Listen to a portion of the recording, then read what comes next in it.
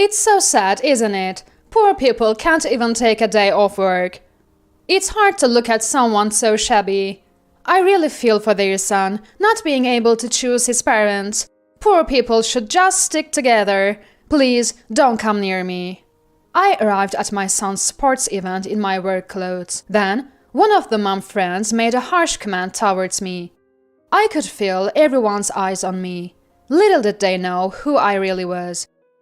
My name is Cindy. I'm 35 years old. I live with my husband and son. Recently, we went through a big change. Due to my husband's job, we moved to the city. I had moved when we got married, but moving with a family was harder than I expected. Unpacking, setting up furniture and appliances, sorting out utilities, changing the address on my driver's license, the days just fly by. Especially tough was taking care of my son, Chester, while moving. Chester, ever so curious, tries to go off on his own. He doesn't care that it's an unfamiliar place. Hey, where are you going? To the nearby supermarket. You went there yesterday, right? What will you do without any money? Well, it's boring at home. Did you finish setting up your room? You haven't opened all the boxes yet, have you? Not yet, but do that first. Mom's heading to the school now, so have it done by the time I get back, okay? Yeah. Just once is enough for a year. I always tell you that, don't I? Today, I have to go to the elementary school for Chester's transfer process. I always try to be on time, but this morning was so hectic I ended up running to the school. As I neared the school gate, I caught my breath before entering. Walking into the staff room, more than half of the desks were empty, probably because of classes. It's been a while since I've in a staff room. Brings back memories of my school days. Feeling a bit nervous, I checked the seating chart for Chester's teacher. That's when a woman approached me. Can I help you with something? I'm looking for my son's teacher's desk. Oh, it's that one in the corner. Thank you. As I was about to head over, the woman continued. Excuse me, you're new here, right? Looking for a teacher? Do you have a child at this school? Yes, I'm Cindy. We recently moved nearby. I'm here for my son Chester's enrollment. He'll be in 4th grade. Oh, is that so? I'm Sissy. My son is also 4th grade. Maybe they'll be in the same class. Nice to meet you. Nice to meet you too. Though we exchanged greetings, I couldn't help but notice Sissy's expression. Was it my imagination? She seemed to scrutinize me from head to toe as if scoring me. Was there something on my clothes? Or a stray grey hair, perhaps? Then Sissy spoke up. By the way, did you buy that outfit at a dollar store? This? No, it's not from there. Wearing that to school, it's pitiful for your son, Chester, isn't it? He would want his mom to always look nice. I see. This was the first time someone had been so harsh with me. It was a big blow, especially since I was already exhausted. Looking closely, I noticed Sissy was dressed in high-end brands. Unfazed, she continued. There's a bathroom down the hall. Why don't you look at yourself in the mirror? You'll understand what I mean. With that, she left the staff room. I sighed with relief. Then, Chester's teacher approached me. You're Cindy, right? Yes, I'm your son's teacher. Looking forward to working with you. The teacher seemed calm and kind. Sissy, you were just talking to, she's quite a character, isn't she? Unable to affirm or deny, I just laughed it off. She's the PTA president, known around here as the leader of the mom group. Is that so? Yes, she often comes to school without much reason. Seems like she's just showing off her branded clothes and bags. The teacher's troubled expression was memorable. Being a school teacher must be tough. Not only do they have to take care of students, but also handle parents. Anyway, I need to be careful around Sissy from now on, I thought to myself. The paperwork went smoothly, and I headed home. The next day, I rode my bike to the nearby supermarket. Eggs were on the sale today. As I parked my bike, I unfortunately spotted Sissy getting out of a taxi. I quickly looked away, but it was too late. Sissy briskly approached me. "Oh, isn't that Cindy?"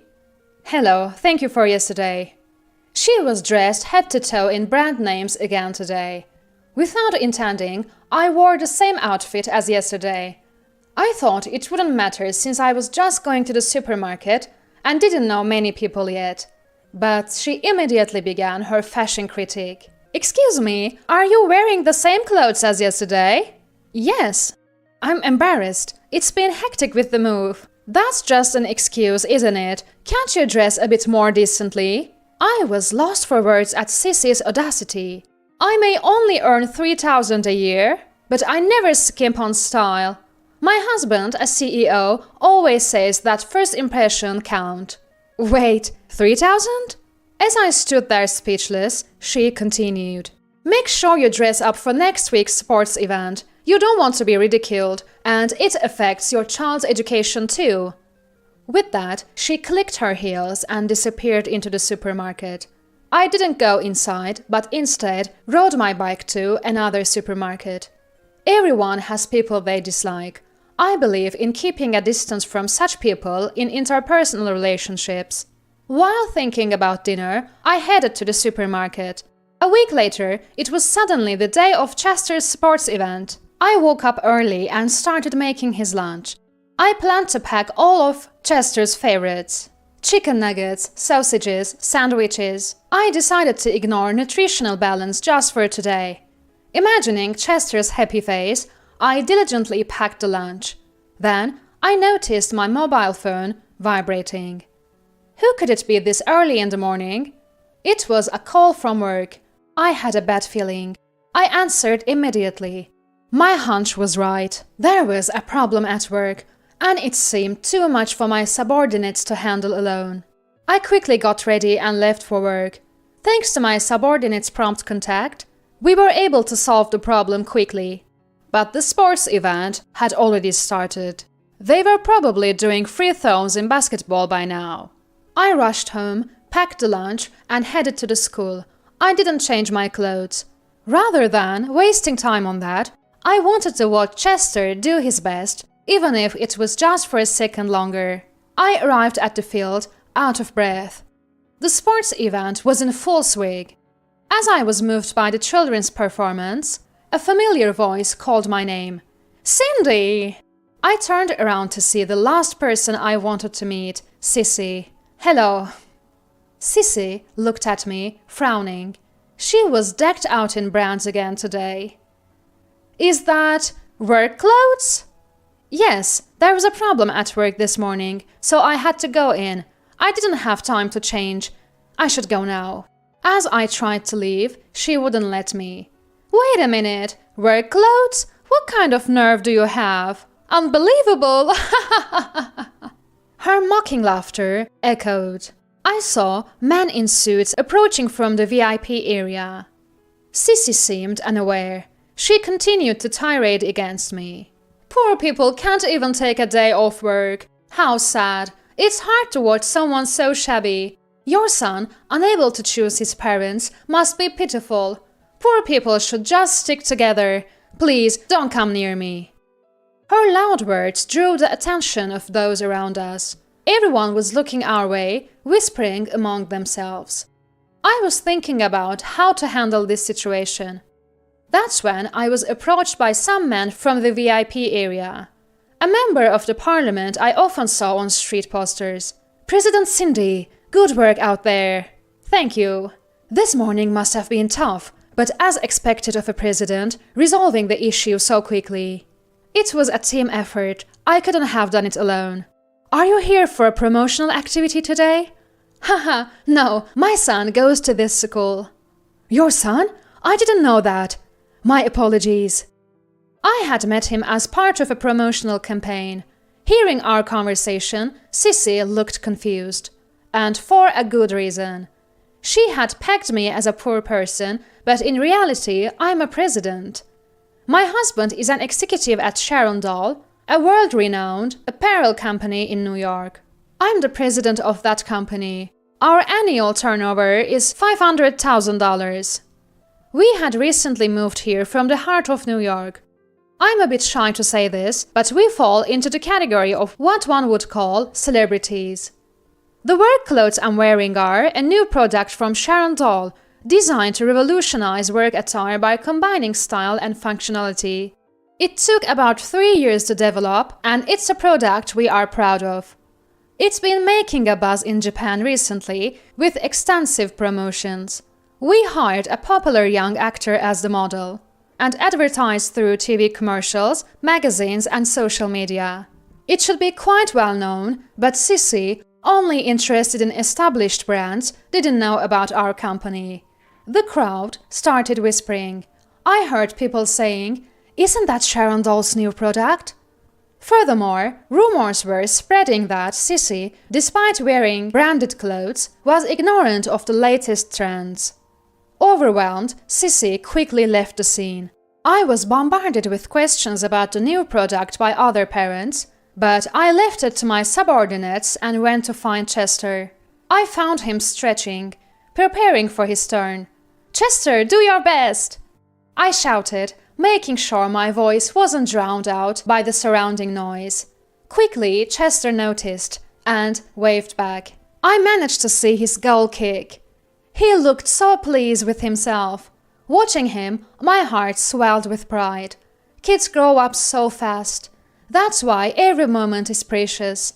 Chester and I enjoyed lunch together, and I supported him wholeheartedly in the afternoon events. A few days later, an unexpected fact came to light. Sissy's husband's company was a client of Sharon Doll. Due to this incident, the contract was terminated. Her husband's arrogant nature became evident.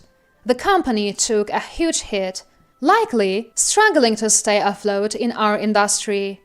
Once you get a bad reputation, it's almost impossible to recover. And Sissy's public insult to me became an issue with the education board. Someone who had heard our conversation leaked her rant. There were even videos which spread quickly on the social media. Though the faces were blurred, it was obviously Sissy and me. I tried to have it removed multiple times, but as soon as one was deleted, another appeared. I grew tired of this endless cycle. It's a true digital tattoo. Because of that video, Sissy's family lost their place in both the school and the community. They stopped attending school events and eventually moved away. Sissy's family moved away late at night, almost like they were fleeing. I later learned that Sissy hadn't only been targeting me. Apparently, she often made snide remarks to other parents who didn't wear brand-name clothes. She didn't just impose her tastes on others, she also denigrated their characters. The school and other parents had been filing complaints against her. Unintentionally, we all ended up being thanked for driving the Sissy family away. Thanks to an offer from the school and support from the community, I'm now serving as a fashion advisor for parents and children. I am thrilled to be able to use my experience and knowledge. Above all, it's great to have the chance to become closer with Chester's friends and their parents. Today, I'm hosting a session on winter outfit coordination at the local community center. I've prepared thoroughly. Though it's not my main job, I'm eager to enhance my experience. As I was eating breakfast, I noticed Chester staring at me. "What's up? You've been looking at Mom." "Mom, you've been really cool lately." "Really? What brought this on?" "I didn't really understand your job before, but now I see your company's clothes on TV, and you're speaking today, right?" "That's right." "Mom, you're amazing. My friends even say your mom is incredible." "Really? That makes Mom happy." Balancing parenting and work is truly challenging. Sometimes I think about spending more time with Chester if I weren't working. But Chester seems to understand something from watching me work. It's been worth it, striving positively as a president, wife, and mother. "Mom's going to keep working hard, so you do your best in your studies, Chester." Okay. Just once for an okay. We finished our breakfast with smiles.